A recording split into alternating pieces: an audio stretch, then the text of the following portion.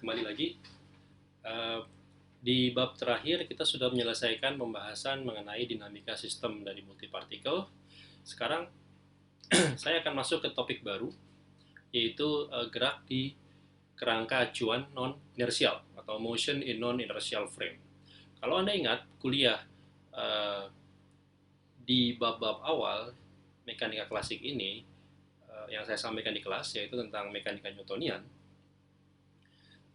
Anda tentunya masih ingat dengan uh, kondisi kapan hukum-hukum Newton itu berlaku. Salah satunya adalah bahwa hukum-hukum Newton itu berlaku dalam kerangka acuan inersial. Ya, apa itu kerangka acuan inersial? Kalau Anda refresh kembali memori, kerangka acuan inersial itu didefinisikan sebagai kerangka acuan yang diam atau bergerak dengan kecepatan konstan relatif terhadap kerangka yang lain. Ya. Karena gerak ini adalah suatu fenomena yang relatif, jadi tidak ada gerak absolut maupun tidak ada posisi absolut. Maka ketika kita membicarakan tentang gerak, kita harus mensuplai dengan informasi relatif terhadap apa. Nah, ketika saya punya dua sistem atau dua kerangka yang saling berinteraksi satu sama lain, maka kedua kerangka ini dinamakan kerangka acuan inersial relatif satu terhadap yang lainnya. Jika kerangka yang satu itu diam terhadap kerangka yang lain, atau kerangka yang satu itu bergerak dengan kecepatan konstan relatif terhadap kerangka yang lain. Jadi suatu kerangka acuan inersial terhadap kerangka lain itu uh, bisa jadi non inersial bagi kerangka yang lain lagi. Ya. Misalkan saya punya kerangka A dan kerangka B. Kerangka A itu uh, bergerak dengan kecepatan konstan relatif terhadap kerangka B. Dengan kata lain, maka saya mengatakan bahwa kerangka acuan A itu adalah kerangka acuan inersial relatif terhadap kerangka B. Tapi jika di saat yang sama saya punya kerangka C, di mana kerangka C itu bergerak dengan percepatan relatif terhadap kerangka A, maka saya katakan bahwa kerangka A itu berada pada kondisi adalah kerangka acuan non inersial relatif terhadap kerangka C. Jadi suatu kerangka itu bisa dalam waktu yang bersamaan, di saat yang bersamaan bisa berupa kerangka acuan inersial sekaligus kerangka acuan non inersial, karena keduanya itu membutuhkan referensi relatif terhadap kerangka yang mana. Oke, ini akan kita bicarakan tentang gerak dalam kerangka acuan non inersial. Kalau Anda ingat juga, saya pernah menyinggung, jika kondisi kerangka acuan inersial ini tidak dipenuhi, maka hukum Newton tidak berlaku. Atau kalau Anda memaksakan bahwa hukum Newton harus berlaku di situ, maka Anda akan menemukan adanya apparent violation of Newton's law, adanya fenomena yang seolah-olah merupakan pelanggaran dari hukum Newton. Nah, pelanggaran hukum Newton ini kita coba akomodasi ke dalam hukum Newton dengan memberi nama gaya fiktif. Ya. Contohnya apa? Contohnya, bayangkan Anda berada di dalam suatu mobil yang sedang bergerak dengan kecepatan konstan. Tiba-tiba, secara mendadak, mobil tersebut direm. Apa yang terjadi? Anda akan merasakan adanya dorongan ke depan. Ya kan? Semakin besar perlambatan atau pengeremannya, maka akan semakin besar pula dorongan yang Anda derita. Sebaliknya, ketika mobil tadi itu bergerak dalam kecepatan konstan, tiba-tiba digas mendadak sehingga dia mengalami percepatan, maka Anda akan mengalami adanya gaya dorong ke kursi. Anda akan mengalami tekanan ke arah kursi. Kalau Anda lihat, sebenarnya Kalau anda mau pikirkan, siapa yang mendorong anda? Di dalam mobil tidak ada yang mendorong anda, ya kan? Tapi kenapa anda yang sedang diam di dalam mobil tiba-tiba terdorong ke depan atau tiba-tiba terdorong ke belakang? Artinya apa? Artinya tubuh anda mengalami percepatan, mengalami perubahan gerak, mengalami perubahan keadaan tanpa ada satupun gaya yang diberikan. Nah, ini yang saya katakan sebagai pelanggaran dari hukum Newton 1. Ya kan? Hukum Newton 1 bilang bahwa jika resultan gaya-gaya itu sama dengan nol, seharusnya keadaan Anda adalah diam atau bergerak dengan kecepatan konstan, tidak mengalami perubahan kecepatan.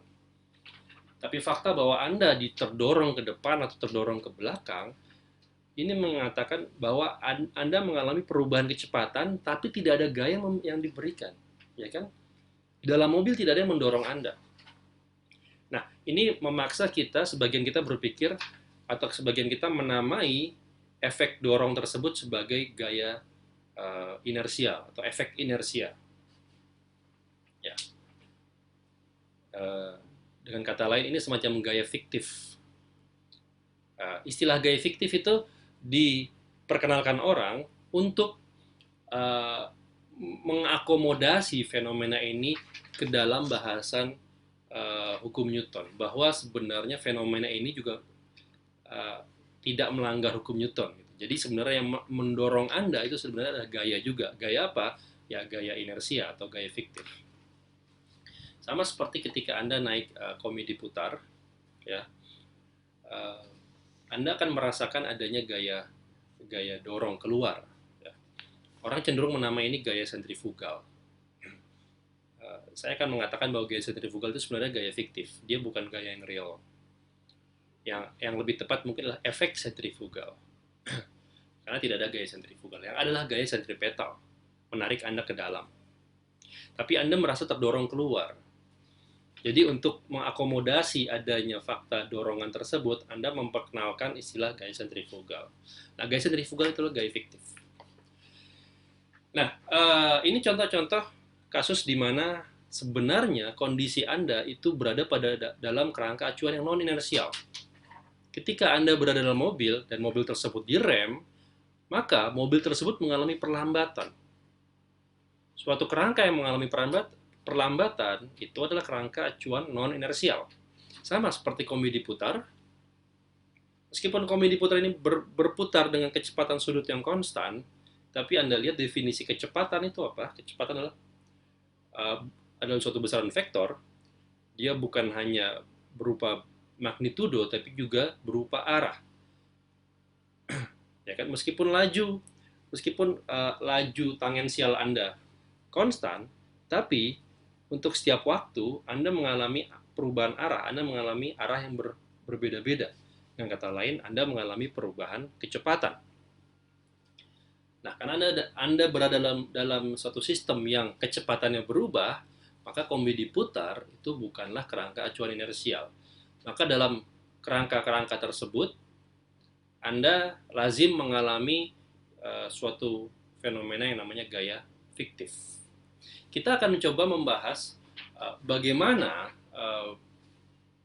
sistem atau bagaimana persamaan gaya dalam kerangka acuan yang non-inersial seperti tersebut. Di sini saya akan mulai dengan diagram sistem. Jadi ketika kita berbicara mengenai kerangka acuan non-inersial, tentunya sama seperti kerangka acuan inersial, kita membutuhkan yang namanya referensi. Ketika Anda mengatakan bahwa mobil Anda itu adalah kerangka acuan non-inersial, artinya secara implisit Anda menarik referensi relatif terhadap terhadap tanah kah atau terhadap rumah kah yang diam relatif terhadap Anda, ya kan? Sama. Anda menganggap komedi putar ini kerangka acuan non-inersial karena dia bergerak dengan percepatan relatif terhadap satu titik di tanah. Ya. Jadi di sini saya akan menggambarkan dua buah kerangka.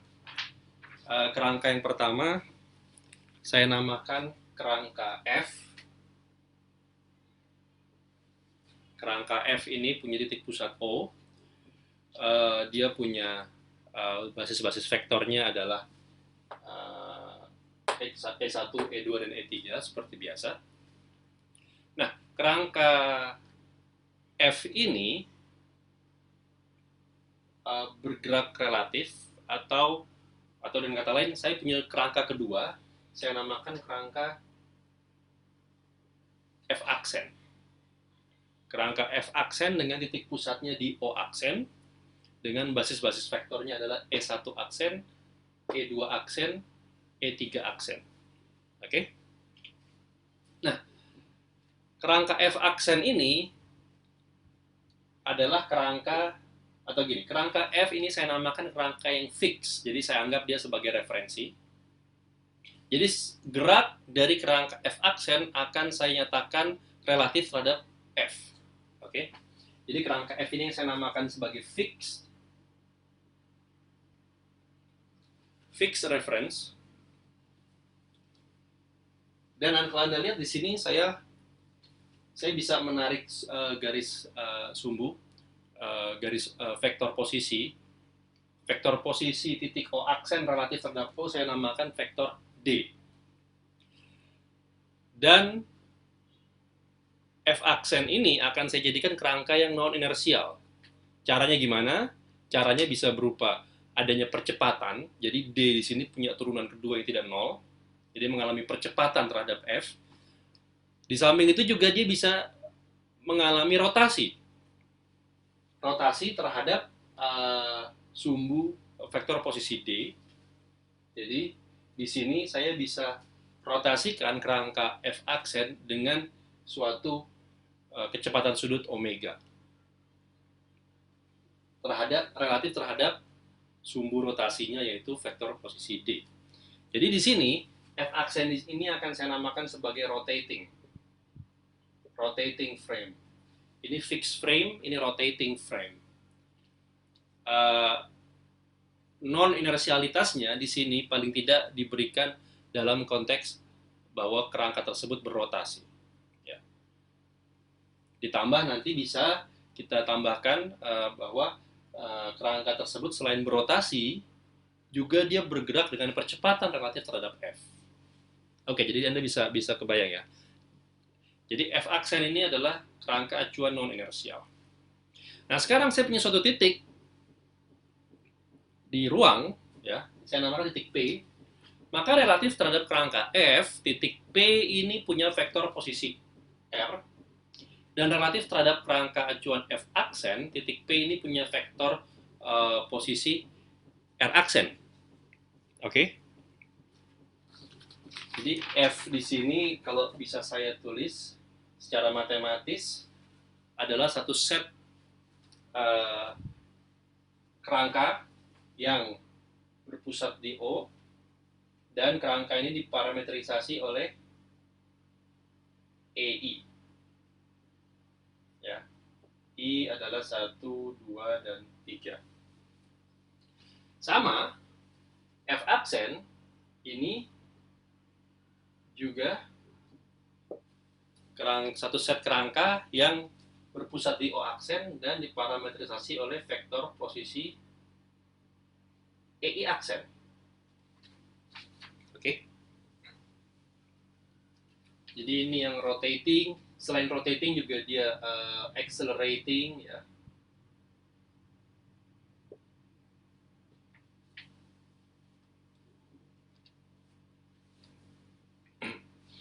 Nah, kalau saya punya suatu titik P dalam ruang, maka titik P ini bisa dilabel dengan koordinat relatif terhadap kerangka F maupun relatif terhadap kerangka F aksen, ya kan?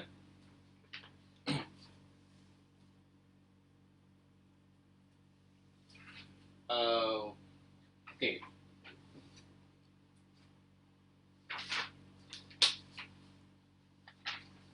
Nah, sekarang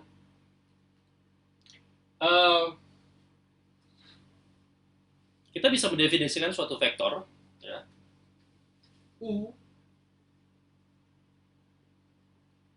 vektor saya namakan vektor U, vektor ini fungsi waktu, oke? Maka vektor, kita tahu vektor itu berarti adalah suatu besaran yang bertransformasi sebagaimana transformasi koordinat. Artinya, vektor ini dinyatakan dalam kerangka yang berbeda, nilainya berbeda. Besarnya berbeda. Ya. Jika dinyatakan dalam kerangka acuan F, vektor ini bisa saya tulis sebagai seperti ini ya, U1, E1 plus U2, E2 plus U3, E3, atau ini dinamakan UI, EI. Ya. Vektor yang sama bisa juga dinyatakan dalam koordinat F aksen, dalam kerangka frame F aksen. Nah, dinyatakan dalam F aksen, maka saya menyatakan dia sebagai UI aksen, EI aksen. Oke? Di mana UI dan UI aksen adalah besar skalar dari vektor yang sama, tapi diamati atau dinyatakan dalam dua frame yang berbeda.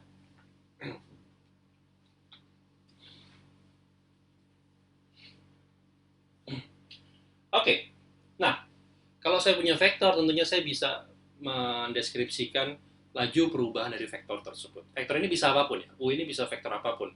Bisa vektor posisi, bisa vektor kecepatan, bisa vektor percepatan ataupun gaya, ya apapun. Jadi vektor U ini sembarang, vektor matematis. Kita akan baru menspesifikasi vektor U ini nanti. Oke, nah dalam kerangka F, ya, dalam kerangka acuan F, saya bisa menarik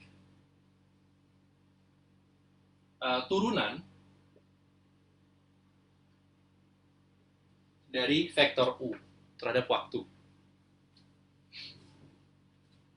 Nah, tentunya bagi pengamat di kerangka F, maka E1, E2, dan E3 ini adalah vektor basis-basis vektor yang konstan. Jadi, Anda bisa bayangkan saya pengamat di kerangka acuan F, di frame F, maka bagi saya E1, E2, dan E3 ini bisa selalu saya pilih vektor basis vektor yang konstan. Tapi bagi saya di frame F, basis vektor E1 aksen, E2 aksen, dan E3 aksen itu belum tentu konstan. Belum tentu time independent. Ya. Sebaliknya juga demikian. Bagi pengamat di kerangka F aksen, dia selalu bisa memilih basis-basis vektornya untuk menjadi konstan terhadap waktu. Tapi bagi pengamat tersebut di kerangka F aksen, basis vektor E1, E2, dan E3 itu belum tentu bisa dinyatakan secara konstan. Dengan kata lain, kalau saya mengevaluasi laju atau turunan dari U terhadap T di kerangka F, maka saya selalu bisa mengambil EI-nya konstan. Dengan kata lain, saya bisa menyatakan seperti ini ya. U1 dot 1 plus U2 dot E2 plus U3 dot E3. Ya, atau UI dot EI. Ya, karena EI-nya konstan, maka saya hanya menurunkan UI-nya saja. Nah, sama, bagi pengamat di kerangka acuan F aksen, ketika Anda menurunkan vektor U di kerangka U aksen terhadap waktu, dievaluasi di kerangka F aksen, maka bagi pengamat di kerangka F aksen, EI aksen konstan. Jadi Anda selalu bisa menyatakan sama seperti di atas, UI aksen dot EI aksen. Sama. Ya. Paham ya? Ini masalah relativitas observasi dalam kerangka. Nah, tentunya tadi saya katakan bahwa UI dan UI aksen ini adalah besaran skalar, sehingga mereka harusnya uh, independen dari kerangka, dari referensi.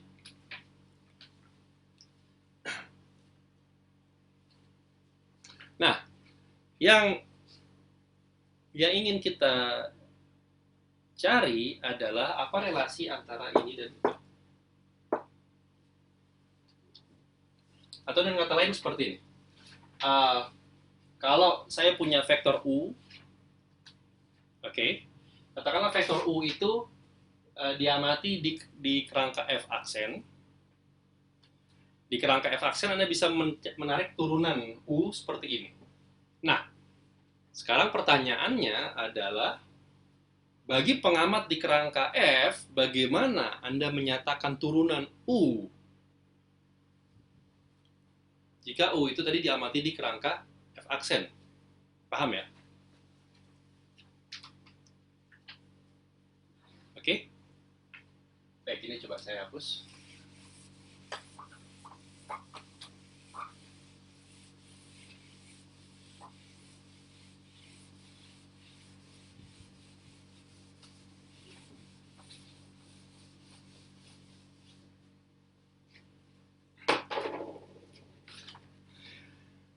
Nah, dengan kata lain seperti ini. Apa kaitan antara DU DT di kerangka yang fixed dengan hubungannya dengan DU DT di kerangka yang saya namakan kerangkanya rotating aja, rotating fixed. Hubungannya seperti apa? Nah, untuk bisa membahas itu, saya akan mengambil satu cuplikan diagram yang lebih sederhana.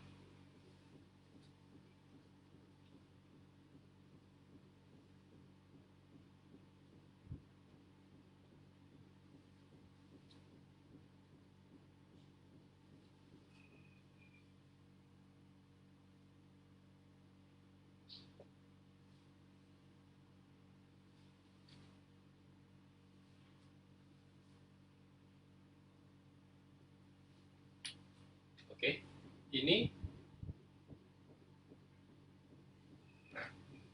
jadi bayangkan Anda punya suatu, katakanlah misalnya Anda punya sebuah objek yang berotasi dengan radius rho, ya, dan objek tersebut berada atau berjarak r dari suatu titik pusat sumbu rotasi. Oke, dan rotasinya ini besarnya adalah omega, kecepatan sudutnya omega. Kita tahu dari mekanika sederhana bahwa secara skalar besar lajunya itu bisa dinyatakan sebagai besar kecepatan sudutnya omega dikalikan besar radius rotasinya. Ya, jadi Anda bedakan rho ini radius rotasi, r ini adalah posisi objek yang punya kecepatan v tersebut dari titik pusat sumbu rotasi. Oke. Nah, tapi rho bisa dinyatakan dalam bentuk r, ya. Rho ini tiada lain daripada r sinus theta atau skalar r dikalikan sinus theta. Oke. Nah, tapi omega dikali r sinus theta itu dapat saya nyatakan sebagai omega cross r. Dengan kata lain, maka saya bisa menyatakan v kecepatan ini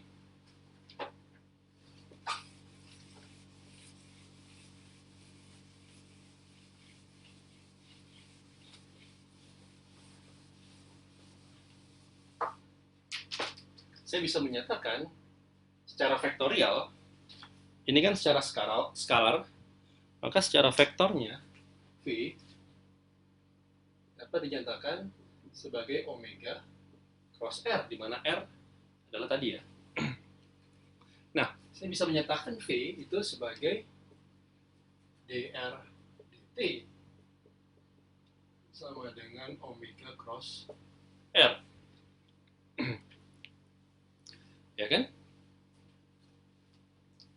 Dan kalau Anda lihat di ruas kiri dan ruas kanan, ini Anda sebenarnya bisa mengganti R ini dengan apapun. Ya. Dengan kata lain, saya bisa mengganti R ini dengan vektor sembarang, atau juga misalnya dengan suatu basis vektor satuan. Jadi,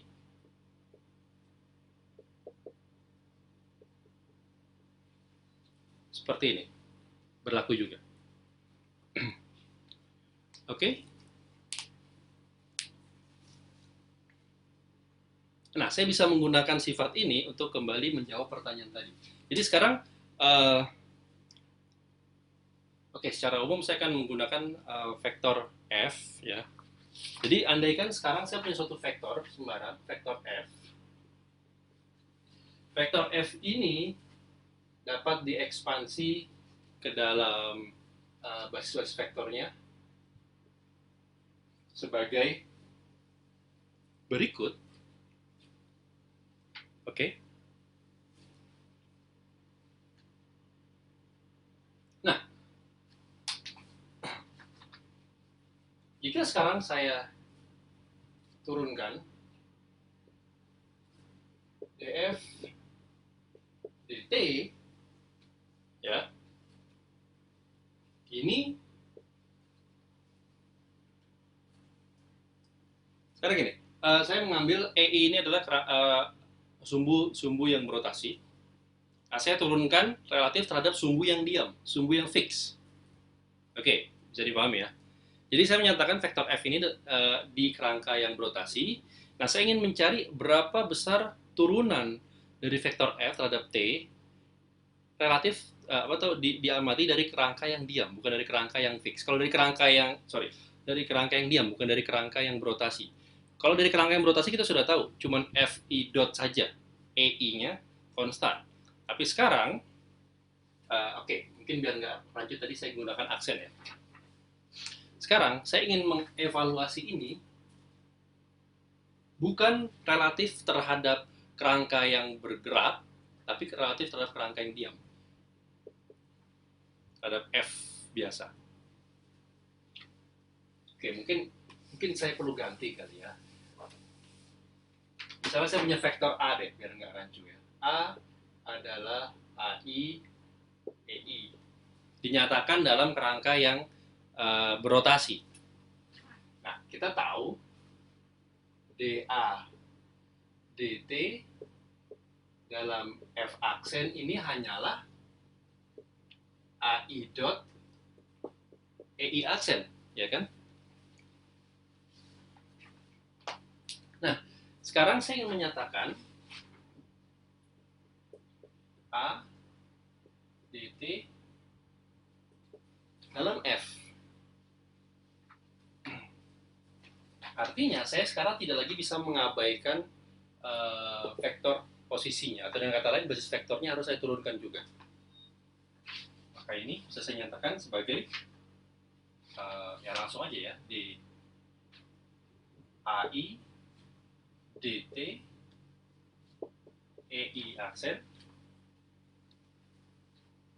tambah AI DEI aksen dt.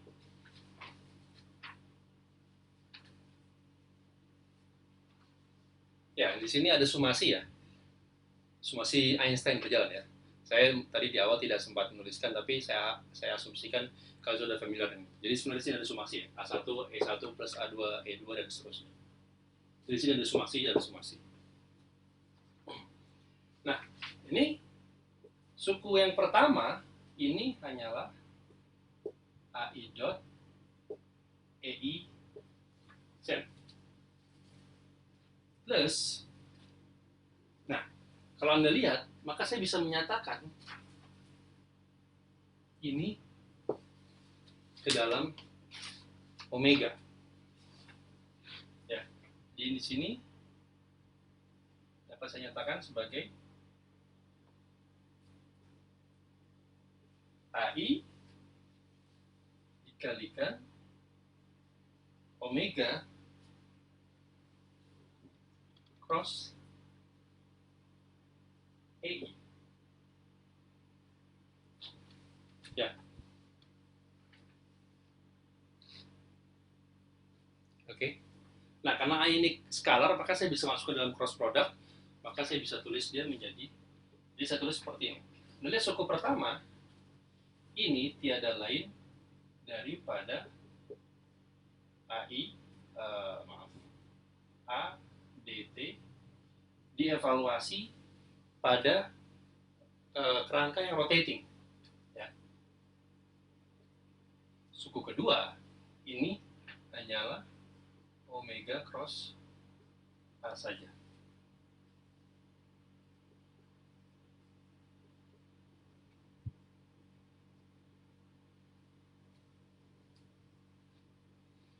Jadi saya punya hubungan ini. Dengan kata lain, kalau Anda punya suatu vektor di kerangka yang berotasi, Anda ingin mencari derivatifnya relatif terhadap kerangka yang diam, maka kita turunkan bahwa hasilnya seperti ini. Ada efek tambahan omega cross A.